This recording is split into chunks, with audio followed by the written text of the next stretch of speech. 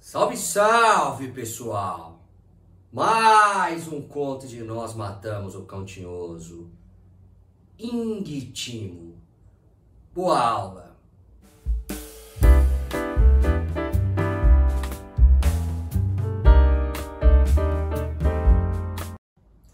Pessoal, então veja só.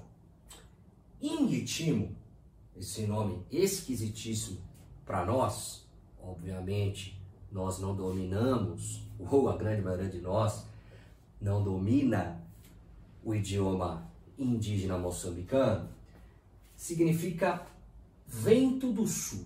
Trata-se de um vento do sul que vem com toda a força do mundo, bastante forte, quase um tufão, e vai assumir no conto, daqui a pouco a gente vai ver isso melhor, um sentido alegórico. Bem, comecemos aqui, como sempre, pela discussão acerca do foco narrativo.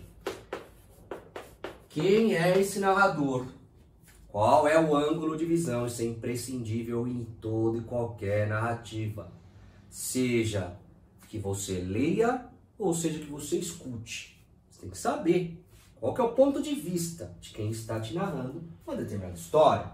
Aqui trata-se de um narrador em primeira pessoa, como se dá na ampla maioria dos contos de Nós Matamos o Cão Tinhoso.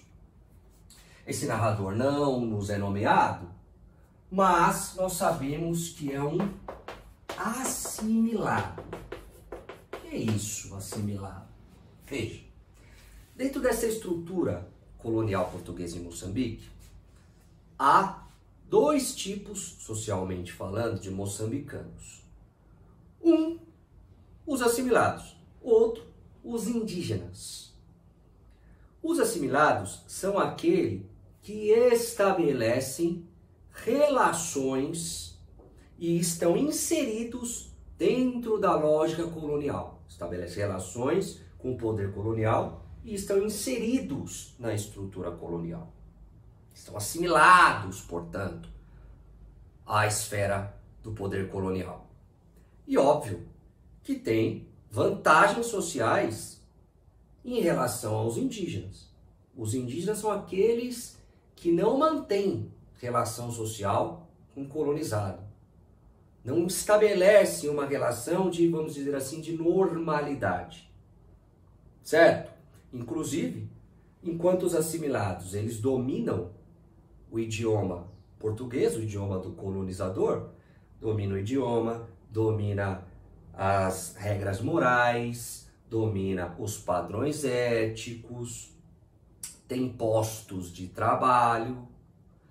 Os indígenas têm muita dificuldade, para dizer o mínimo, com o idioma dos colonizadores. Se falam, falam muito mal.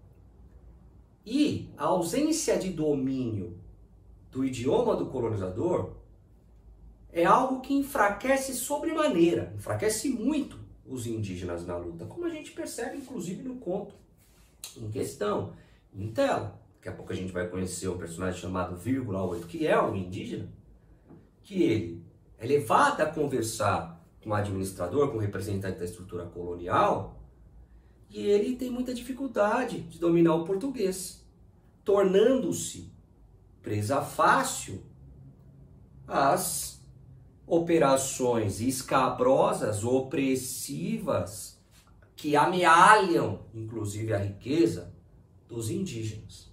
Certo? Bom, muito bem.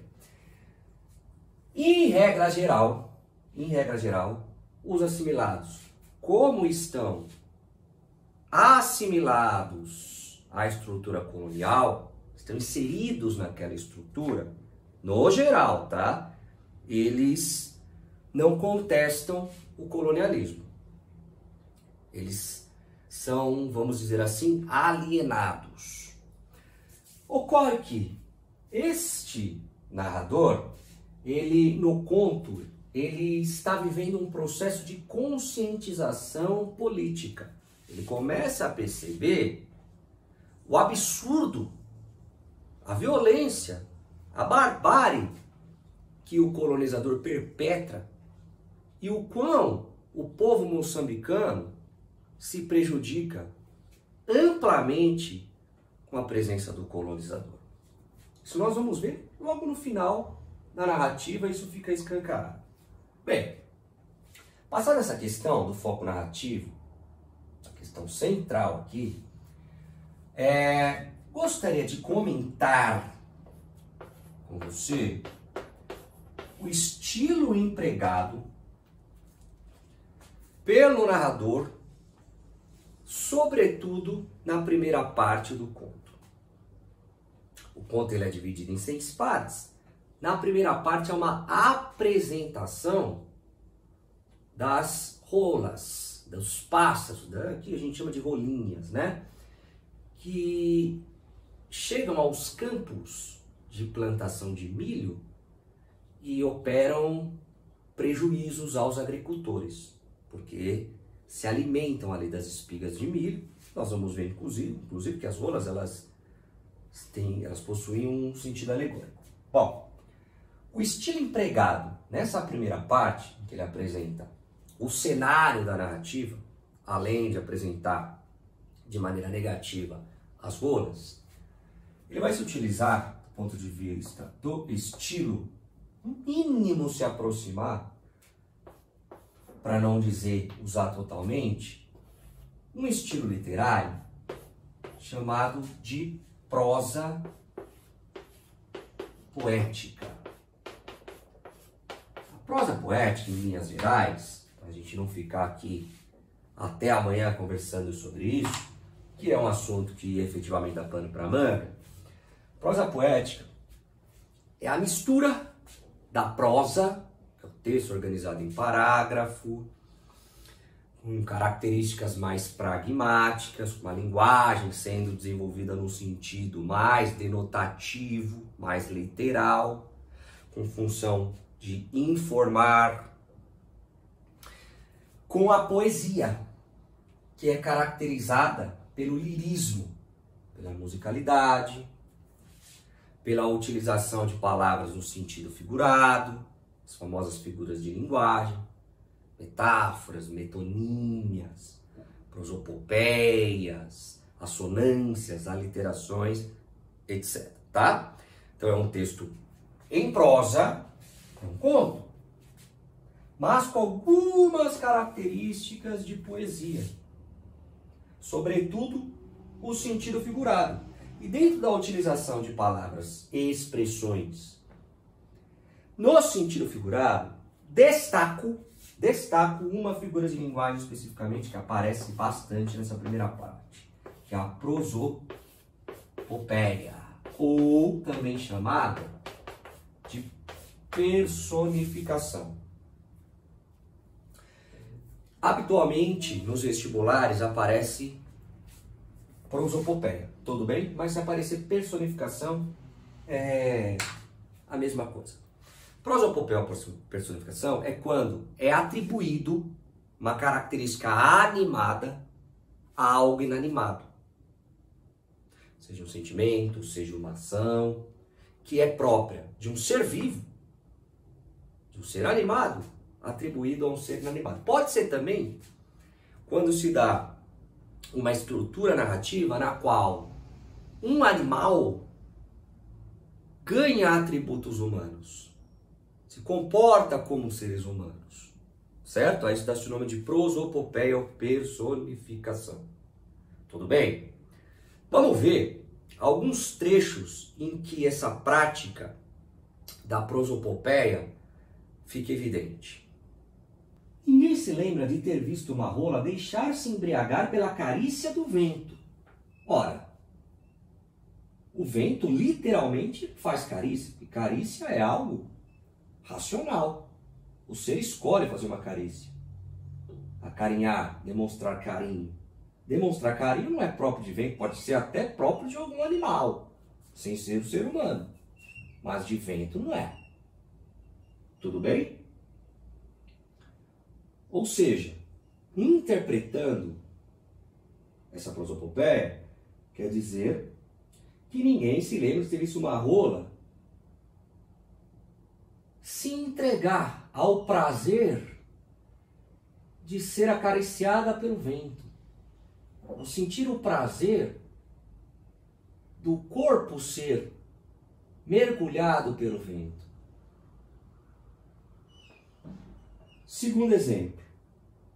O vento levanta do chão das machamas e do seio das matas a poeira adormecida desde as últimas chamas. Ora, o ato de adormecer é próprio de animais. Seja animais irracionais, sejamos nós, animais racionais, nós humanos. Agora, uma poeira não adormece literalmente. Então aqui, essa prosopopeia tem o sentido de que a poeira, ela não se agita, ela fica calma, ela fica quieta, ela fica parada, ela fica depositada. Trecho 3. O vento da poeira já está farto de se esfiapar pelos espinhos vibrantes das micaias, são árvores grandes, e já entonteceu de redemoinhar. Ora, o vento da poeira já está farto, já está de saco cheio. A atitude de estar de saco cheio é próprio do ser animado, do ser vivo. O vento, já discutimos que não é um ser vivo. Portanto, isso daqui só pode ser interpretado no seu sentido figurado. E olha lá no final, de se esfiapar pelos espinhos vibrantes das micaias e já entonteceu de redemoinhar, ou seja, ele fica tonto. Olha que bonito isso aqui. O vento está agitado. Então ele fica rodando, como se fosse um tufão. E ele fica tonto. Ora, ficar tonto também é uma característica de ser animado. O vento, literalmente, não pode ficar tonto nunca. Bom, quarto exemplo. O enguite irrompe pelo vale e varre instantaneamente a poeira que enche o ar. Célere vasculha as matas, derruba os pés de milho e dobra as micaias que gemem de aflição. Então, olha esse final. O enguite, um vento muito forte que vem do sul, dobra as micaias que gemem de aflição. Gemer é uma característica humana. Ter aflição é uma característica humana. Uma árvore, literalmente, não pode gemer. Até porque gemer tem a ver com a emissão de sons, de barulho. Conscientes. E também não pode ter aflição. Né?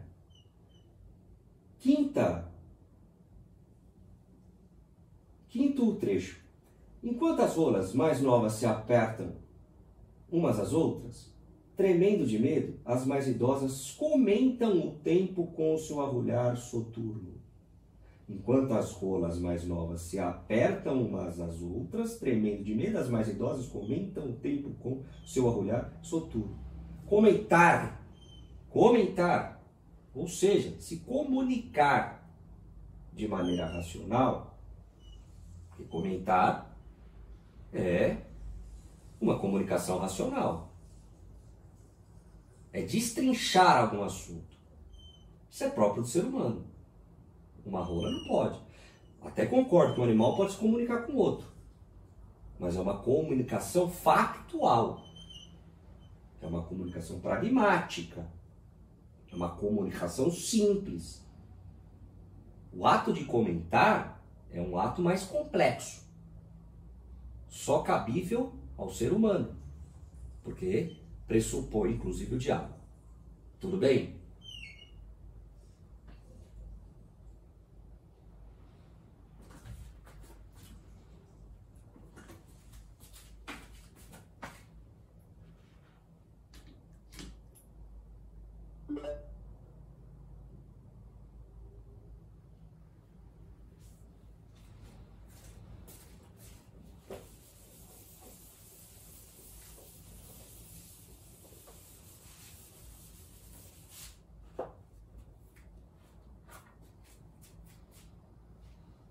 Bem, discutidas essas questões primeiras, questão do foco narrativo e essa utilização da prosa poética no início, na primeira parte do conto,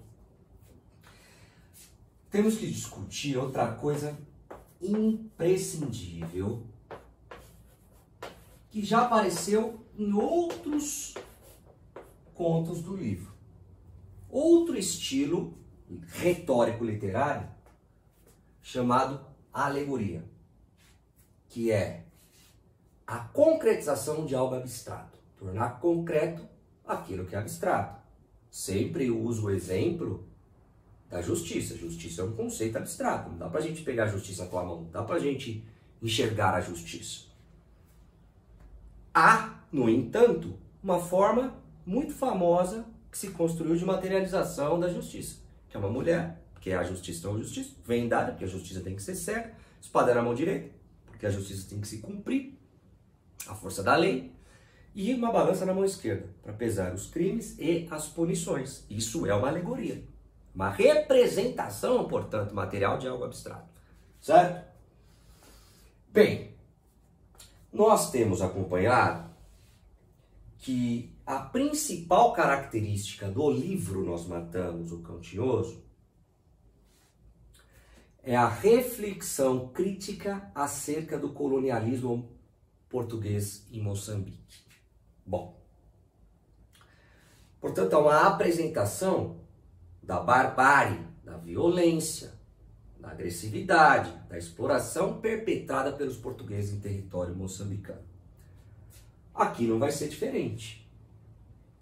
E, de forma bastante ampla, essa visão crítica, essa discussão, essa reflexão sobre a estrutura colonial portuguesa vai se dar de forma alegórica no conto. Bem, nesse sentido, as rolas que são apresentadas através do estilo da prosa poética na primeira parte do conto, elas têm um caráter alegórico. Elas alegorizam a estrutura colonial, o colonialismo. Na medida em que elas são exploradoras. Elas, quando o milho está crescendo, os agricultores estão prestes a colherem o milho, elas chegam e vão debulhando o milho. Portanto, elas vão estragando a plantação, elas vão roubando o produto produzido pelo trabalhador. Uma exploração, um roubo, uma expoliação. Tal qual os colonizadores, que se apropriam da riqueza de Moçambique e do trabalho, da força de trabalho dos moçambicanos, sobretudo dos indígenas. O inguítimo, por sua vez, também é uma alegoria. Também é uma alegoria. Ele é tão importante que é título do conto. Já é um indício de que tem um sentido alegórico. Um sentido que vai além do sentido literal de um mero vento que vem do sul. O inguítimo é a representação da resistência contra os colonizadores, na medida em que as rolas elas se sentem muito à vontade para bicarem o milho, estragarem a plantação. No entanto, quando vem o vento do sul inguítimo, elas são obrigadas a se protegerem e até a irem embora. Portanto, eles expulsam as rolas, eles expulsam os ventos que vêm do sul, eles expulsam as rolas dos campos de milho. Portanto, é um elemento de resistência contra a exploração, contra a expropriação, contra o roubo. Veja, vamos ver trechos dessa primeira parte, percebendo como essa alegoria do explorador e do explorado, o nativo e o colonizador, se dão no conto. Veja.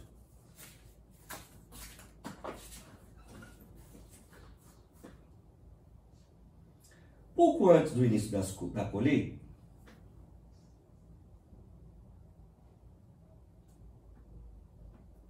pouco antes do início das colheitas, as rolas reúnem-se nas matas que dividem as machambas do vale. Machamba é o nome que se dá aos campos de plantação. No caso, machambas de milho, campos de milho, plantações de milho. Durante 2 ou 3 semanas, em bandos numerosos, sobrevoam os campos em largos círculos. Então, olha só que a descrição feita do voo das rolas lembra a forma como as aves de rapina sobrevoam a carniça, certo? Em círculos. Então, imagina um urubu. O urubu fica rodeando, fica em cima da carcaça, do cadáver de um animal, rodeando, só esperando a hora certa para atacar.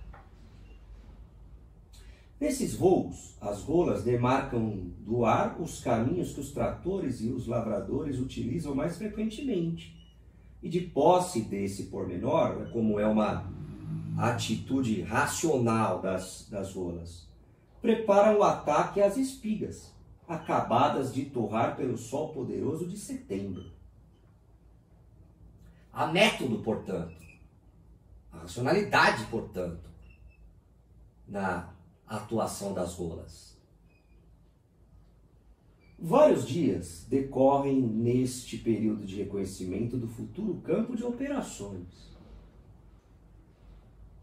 Mas, em compensação, na manhã em que soa a ordem de atacar, o bando é dirigido pelos guias para as machambas, onde o bago de milho é mais pequeno e mais redondo, onde o pé da planta não teve de crescer para além de 1 metro do chão. Então veja que aqui a gente pode perceber também uma espécie de personificação.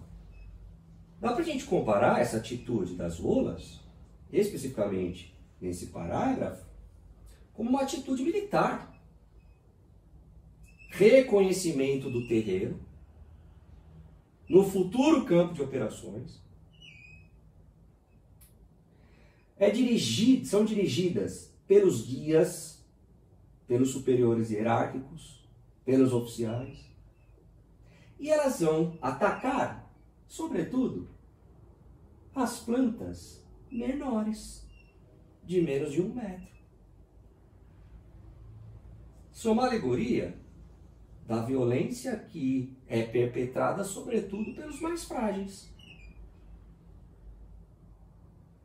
Uma violência perpetrada, sobretudo, em cima daqueles que têm pouca capacidade de resistência. Certo? Portanto, é uma estratégia que eu estou associando à esfera militar. Com seu colarinho negro, recortado no tom palha arroxeado das penas, a rola é uma das aves mais antipáticas da criação. Pelo menos assim, parece estar estabelecido entre as populações das pequenas vilas que, subsidiárias da atividade agrícola, disputam as machambas e as matas das demicaias, os terrenos do vale do Incomate. Incomate é um rio, né, que nasce na África do Sul e que cruza Moçambique. Então, olha, a rola é uma das aves mais antipáticas da criação, da perspectiva dos agricultores. Porque elas são prejudiciais aos trabalhadores. Porque elas exploram o campo dos trabalhadores. Elas debicam, elas comem, elas estragam a plantação. Tudo bem? Por outro lado, o vento, não só o indítimo, o vento como um todo, funciona como uma alegoria da resistência. Vamos ver aqui. Animado, o vento sobe e durante dias redemoinha espirais de folhas secas, roubadas ao chão das matas, assustando as rolas que fogem dos campos. Então veja a personificação prosopopeia. Folhas secas que são roubadas aos chãos das matas pelos ventos. Ora, roubar é uma atitude de quem tem consciência, um ser animado. O vento não pode literalmente roubar, né? Assustando as rolas que fogem dos campos. Então veja, o vento é aqui uma alegoria da resistência na medida que assusta e expulsa mesmo que temporariamente as rolas. Depois as machamas cobrem-se de amarelo e maduros os grãos de milho se desprendem das espigas. O vento da poeira já está farto de esfiapar pelos espinhos vibrantes das micaias. E já entonteceu de tanto redemoinhar. As rolas voltam ao ataque, refeitas do susto e habituadas ao zunir contínuo e inofensivo do vento. Então chega o indítimo. Então veja uma coisa aqui. O vento até cumpre uma tarefa de resistência contra a presença das rolas. Mas ele é incapaz de expulsá-las efetivamente. Porque elas até fogem por um determinado momento, mas depois elas retornam, né? Bem, somente o indítimo efetivamente é capaz de expulsar as rolas. É a resistência, vamos dizer assim, no sentido alegórico, é a resistência completa, total, fortificada e organizada. As rolas procuram refúgio no mais recôndito da folhagem espessa das figueiras que seguram o rio no seu leito. Enquanto as mais novas se apertam umas às outras, tremendo de medo, as mais idosas comentam o tempo com seu arrulhar soturno. 2 ou 3 rolas, 6 no máximo, perfuram nervosamente o espaço por sobre as machamas, por sobre os campos de plantação, avisando dos perigos da tempestade e conduzindo à retirada.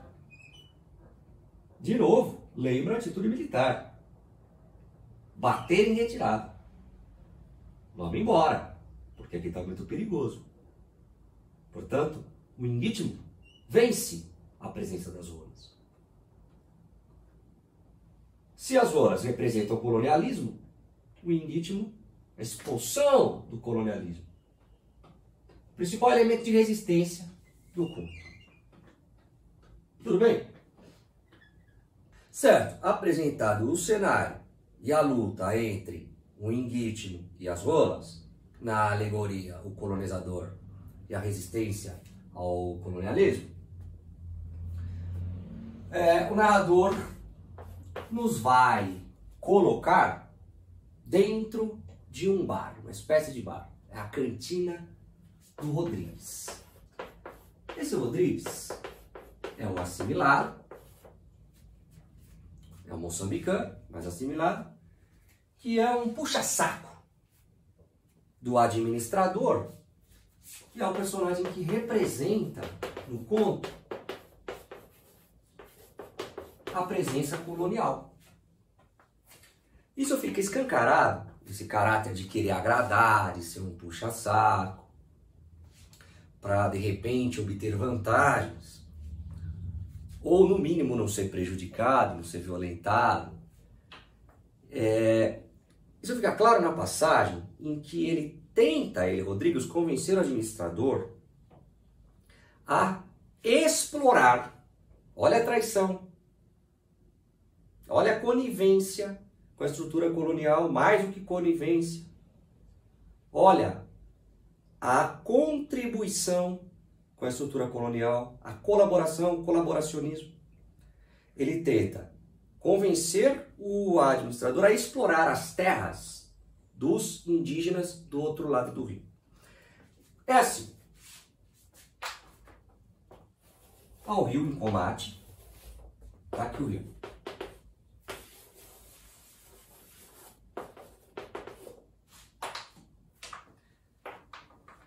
De um lado, ficam os campos da estrutura colonial. Do outro lado do rio, campo dos indígenas, que ainda não foram presas da cobiça da estrutura colonial, porque a estrutura colonial acha que ali é um terreno que não vale a pena explorar, ali não presta. Que é um lendo engano, diga-se de passagem, porque é um terreno absolutamente fértil. E o Rodrigues tenta convencer o administrador. E diante dessa encheção de saco, o administrador é um sujeito violento, perverso, agressivo, debochado, que está ali somente para explorar.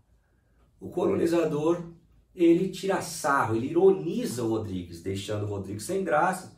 E os outros que estão ali, os outros assimilados em volta, riem também de puxa-saquismo, por puxa-saquismo. Para mostrar certa simpatia, riem forçosamente. E o Rodrigues fica extremamente sem graça. Muito bem. Enquanto os assimilados conversam com o administrador, em outros locais estão os indígenas. No Bali também, mas em outras mesas e tal. Os indígenas. Essa disposição geográfica do bar, de um lado, o administrador com os puxa-sacos, os assimilados, do outro lado, os nativos indígenas, é uma metáfora, ou no mínimo, uma metonímia da estrutura geral de Moçambique desigual. Estrutura social dos que se dão bem e os que se dão mal. Os que têm uma vida razoavelmente boa, confortável, e os que têm uma vida de muito sofrimento. Bom, e destaca-se no grupo desses indígenas um personagem cujo apelido é ,8. Esse ,8 é um personagem interessantíssimo para a gente pensar. Primeiro, a cabeça de parte dos indígenas moçambicanos. E segundo, para a gente pensar o direcionamento da luta. Para que lado a luta tem que encaminhar, o que deve ser feito, o que é um erro, o que é um equívoco, o que é um acerto. Muito bem. O ,8 é um sujeito que tem muita cobiça de enriquecer. E ele, além dele ser caracterizado por essa cobiça do enriquecimento, ser como um branco, esse é o desejo dele. Ou seja, se tornar um assimilado, esse é o principal desejo. Além disso, ele é caracterizado por ser um sujeito meio profético, meio visionário, um sujeito que tem a pretensão de ler o futuro. Muito bem. Essa atitude do ,8, essa pretensão de querer ser como os brancos, ou seja, se tornar um assimilado, mostra que a luta dele não é pela causa moçambicana, não é pela coletividade, não é uma causa justa. Pelo menos a perspectiva adotada pelo autor do livro, Luiz Bernardo Oncana. Mas sim uma perspectiva individualista. Ele quer vencer por conta própria. Se eu vencer, que se danem os outros, e mais do que isso. Se eu vencer, eu vou passar a me comportar como eles. Eu vou ser um agente também da opressão. Vamos ver esse trecho, que essa perspectiva fica absolutamente clara. Nessa altura, ou seja, ele está conversando e está dizendo quando ele ficar rico. Ele acredita piamente, tem uma fé cega que vai ficar rico. Paga o imposto, compra os sapatos, um fato, um chapéu, um óculos, uma bengala e um sobretudo. Então, sapato, fato que é o terno, chapéu, óculos, bengala, sobretudo, produtos associados à riqueza. E caso-me com a Inteace. No entanto, ele vai se casar com uma indígena. Esclareceu o ,8. Se o milho chegar aos 200 escudos o saco, para o ano, palavra que aumenta a machamba. Já falei com o Régulo, ele disse que sim, arranja uns homens para me ajudarem, porque a minha mãe está velha e a minha irmã casa-se um dia desse na igreja do padre. Arranja uns homens, ou seja, olha só, ele vai abandonar a estrutura de produção familiar. Arranja uns homens para trabalhar só para mim. Ele vai profissionalizar a questão, vai virar um explorador. Como moleques, porque o serviço é mais barato, e o mesmo é que lhes pago quando chegar ao fim do mês. Porque nessa altura sou eu o patrão. Eu vou virar patrão, vou virar um capitalista, vou virar um explorador.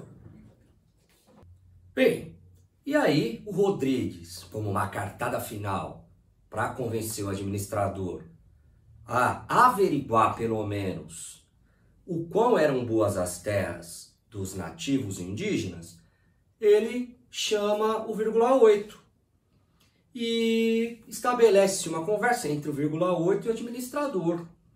E o administrador pergunta para o 0,8 informações sobre o local, se ele morava lá, se ele tinha terra lá, se a terra era boa. O 0,8 fica um pouco encabulado, percebe ali a intenção do administrador, percebe que se ele disser que a terra é fértil, é possível que o administrador e a estrutura colonial se interessem pela região, mas como ele não domina o português, ele não consegue plenamente conseguir estabelecer um diálogo que viesse a proteger o território indígena. Ele acaba, resumidamente, enfim, tendo que dizer de maneira nua e crua, direta, sem pestanejar, sem rodeios, que sim, que a terra era boa, que tinha plantação de milho, etc. Isso vai fazer com que o administrador efetivamente se interesse pela região. Na parte seguinte do conto, há uma conversa entre o 0,8 e alguns companheiros. E há já uma progressão temporal. Não estamos mais nem no espaço geográfico do Bairro Rodrigues e não estamos mais no tempo histórico em que ocorreu essa conversa entre o 0,8 e o administrador. Ou seja, é algo que vai se passar dias depois. E eles estão conversando sobre a ameaça agora efetiva que o Estado colonial português oferece às terras dos indígenas. Há efetivamente, a conversa indica isso, um interesse, mais do que interesse, uma sinalização dos colonizadores que vão se apropriar daquele território. O 0,8, ele fica empavorosa, fica extremamente nervoso com a situação. Querendo, inclusive, estabelecer alguma forma de resistência. Os colegas dizem para ele ter calma. Os colegas se apresentam de forma resignada. O motivo da calma dos colegas é o fato de que eles não acreditam que algo possa ser feito. Eles acham que já é uma questão perdida. E por conta disso, o 0,8, ao ver que não tem apoio numa resistência contra a tomada de terra. Agora, veja uma coisa, um detalhe importante. Não é que o 0,8 ele quer estabelecer uma resistência contra o domínio colonial, a situação de opressão que o domínio colonial estabelece contra a população moçambicana. A resistência dele é justificada pelo fato de que ele vai perder a sua terra, vai perder dinheiro. Então, todo aquele sonho que ele tem individualista de ficar rico, irá por água abaixo. Essa é a resistência do nosso 0,8. Não é uma resistência pensando na coletividade. Muito bem. Por conta dessa não aceitação da resistência por parte dos colegas, ele acaba num ato de loucura, de esquizofrenia, de insanidade, de barbárie, de desajustamento emocional, ele acaba matando esses companheiros. De modo que um desses companheiros que consegue sobreviver chega na taverna, no bar, na cantina do Rodrigues. E o narrador está ali.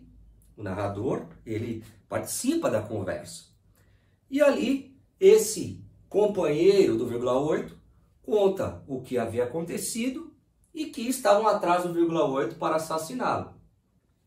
O narrador, chateado com a situação, incomodado, não somente com a situação do vírgula 8, mas com a situação de Moçambique como um todo. Agora é importante a gente relembrar o fato de que é um narrador que está num processo de conscientização política, certo? Esse narrador vai abandonar a conversa e o jogo de cartas que ele está jogando e a bebida e vai embora. Uma mulher que está por ali quer acompanhá-lo. E ele, menos por vontade de ter alguma relação com essa mulher do que falta de energia para se opor, ele aceita ir com ela. E aí, no finalzinho do conto, há uma passagem que é paradigmática para a gente entender essa quase que conversão do narrador num opositor do sistema colonial português. Ou, no mínimo, para a gente perceber um processo acentuado de conscientização política por parte do narrador. Vejamos. Caramba, como é que é possível haver tipos como eu? Ele fica espantado com as suas próprias atitudes. Enquanto eu matava rolas e jogava ao 7,5, acontecia uma data de coisas, uma série de coisas, e eu nem me impressionava. Nada. Ficava na mesma. Fazia que não era comigo. Ou seja, ele toma consciência de que ele era um alienado. É um absurdo isso daí. Marta, chamei. A rapariga veio a correr. Poça, aquilo tinha que mudar. Ou seja,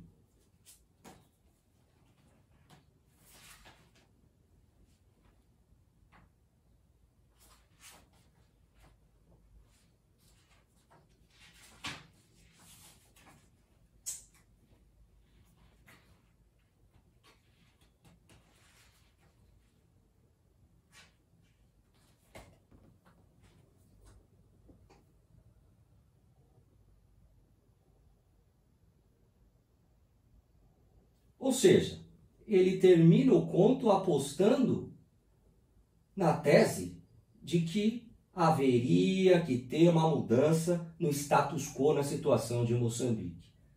Portanto, ele toma ao final do conto a consciência de que se é necessário fazer uma espécie de transformação radical na sociedade moçambicana, ou seja, em linhas gerais, é um pré-revolucionário, é um pré-guerrilheiro da guerra de descolonização. E esse é o desejo do autor Luiz Bernardo Roana em relação aos assimilados. Que eles tomem consciência, que tenham um apego nacionalista e possibilitem uma transformação social em Moçambique que garanta a liberdade do povo e da pátria. Bem, e assim terminamos a análise desse conto fabuloso, um dos meus preferidos, inclusive, da narrativa. Espero que você tenha gostado, espero que tenha sido esclarecedor. Um forte abraço, bons estudos, até!